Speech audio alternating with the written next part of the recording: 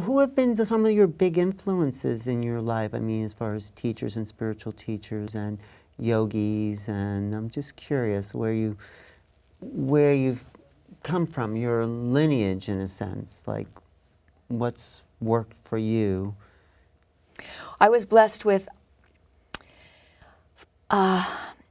some really great enlightened beings who blessed me, who loved me, who guided me, and without their presence in my life would be very dark indeed. Oh.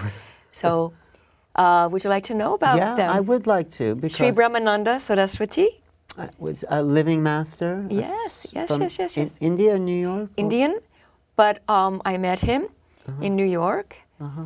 He started an ashram called Ananda Ashram in Monroe, upstate New York. Yeah. Oh, I know who you mean. Yeah. Yes. And he also had the Yoga Society of New York here in Manhattan. He was a Sanskrit scholar, wasn't he? Sanskrit scholar. Oh.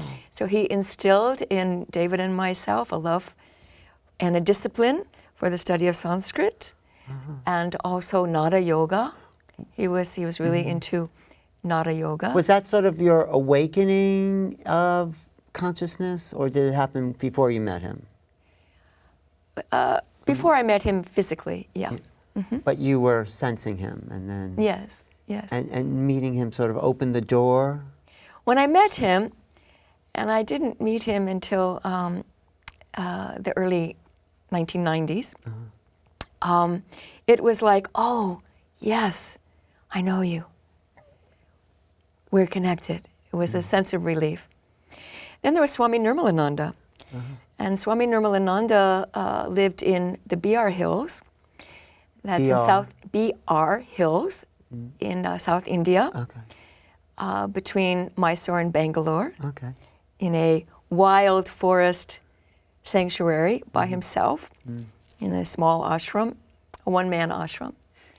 And I learned about him because I used to be a member of the Libertarian Book Club in New York City when in my anarchist days. Right, you were an anarchist performing artist, singer, performer, all that, yeah. Yeah.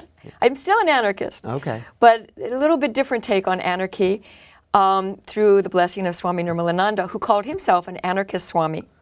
So he started to write to the Libertarian Book Club asking for pen pals. And Peter Lamborn Wilson, who was my friend, said, you know, Sharon, I don't have the time to write to this Swami, and none of us do. Maybe this is something that you'd like to do. So we became pen pals, Swami Nirmalananda and myself. And then when David and I went to India for the first time, in 1986, I think, we went, and one of the objectives of that meeting was to meet Swami Nirmalananda. And so he taught me that anarchy, true anarchy, means self-rule, but self with a capital S, divine self, not ego self. So that turned my whole trip around. And he was an animal rights activist. He was a vegan. He was an Indian man. This is like unheard of. I had never heard about this before. And you know, an Indian man way in the middle of nowhere with many Indian devotees being a vegan for ethical reasons.